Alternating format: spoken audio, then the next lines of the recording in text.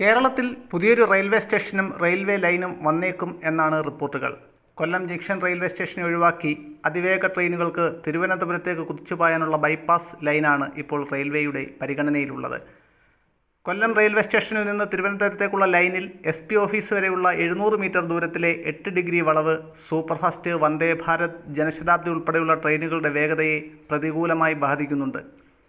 തിരുവനന്തപുരത്ത് നിന്നും വരുന്ന ട്രെയിനുകൾ SN കോളേജിന് സമീപത്തു നിന്നും കൊല്ലം റെയിൽവേ സ്റ്റേഷനിലേക്ക് എത്തണമെങ്കിൽ 10 മിനിറ്റിലേറെ സമയമാണ് ഈ കൊടും വളവ് മൂലം എടുക്കുന്നത്.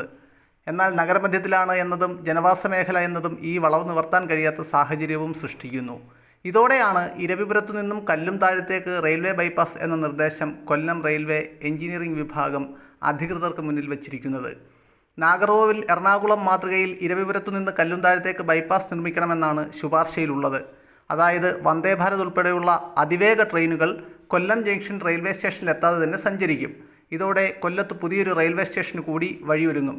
കൊല്ലത്തിറങ്ങേണ്ട അതിവേഗ ട്രെയിനിലെ യാത്രക്കാർക്കായി കല്ലും താഴത്ത് പുതിയ റെയിൽവേ സ്റ്റേഷൻ നിർമ്മിക്കണം എന്നും ശുപാർശയിലുണ്ട്. കൊല്ലം ബൈപ്പാസ് ദേശീയപാതയോട് ചേർന്ന് കല്ലും താഴത്ത് റെയിൽവേ സ്റ്റേഷൻ നിർമ്മിച്ചുകൊണ്ട് പുതിയ റെയിൽവേ ലൈൻ സ്ഥാപിക്കണമെന്ന നിർദ്ദേശം തിരുവനന്തപുരം ഡിവിഷൻ്റെ സജീവ പരിഗണനയിലാണ്. കല്ലുംതാഴം വഴിയാണ് നിലവിൽ എറണാകുളം തിരുവനന്തപുരം ലൈനും കൊല്ലം പുനലൂർ ചെങ്കോട്ട ലൈനും കടന്നുപോകുന്നത്. എറണാകുളത്ത് നിന്നും കല്ലുംതാഴം വരെ 151 കിലോമീറ്ററും ഇരവിപുരം വരെ 160 കിലോമീറ്ററുമാണ് ദൂരം. ഇരവിപുരത്ത് നിന്ന് കല്ലുംതാഴം വരെ ഏകദേശം 9 കിലോമീറ്റർ ദൂരത്തിൽ ബൈപ്പാസ് നിർമ്മിച്ചാൽ നിർമ്മാണ ചെലവ് കുറയും. ട്രെയിനിൻ്റെ വേഗം വർദ്ധിപ്പിക്കുന്നതിൻ്റെ ഭാഗമായി പരവൂർ മുതൽ ഇടവ വരെ പാതയിലെ ചെറിയ വളവുകളും നിവർത്തും. ഈ ഭാഗത്ത് നിലവിൽ 80 കിലോമീറ്റർ വേഗത്തിലെ വണ്ടി ഓടിക്കാൻ പറ്റുന്നുള്ളൂ. റെയിൽവേ ബൈപ്പാസ് വന്നാൽ 67 കിലോമീറ്റർ വരുന്ന കൊല്ലം തിരുവനന്തപുരം യാത്രയിൽ അരമണിക്കൂറിലെ ലാഭിക്കാൻ കഴിയുമെന്ന് ശുപാർശയിൽ പറയുന്നു. നിലവിൽ കൊല്ലത്തിനും തിരുവനന്തപുരത്തിനും ഇടയിൽ 1 മണിക്കൂർ സമയമെടുത്താണ് ട്രെയിനുകൾ ഓടിയെത്തുന്നത്. ബൈപ്പാസ് നിർമ്മാണത്തിന് സാധ്യത പരിശോധിച്ച ശേഷം തിരുവനന്തപുരം ഡിവിഷൻ എഞ്ചിനീയറിംഗ് വിഭാഗം നിർദ്ദേശം വൈകാതെ റെയിൽവേ ബോർഡിന് സമർപ്പിക്കും.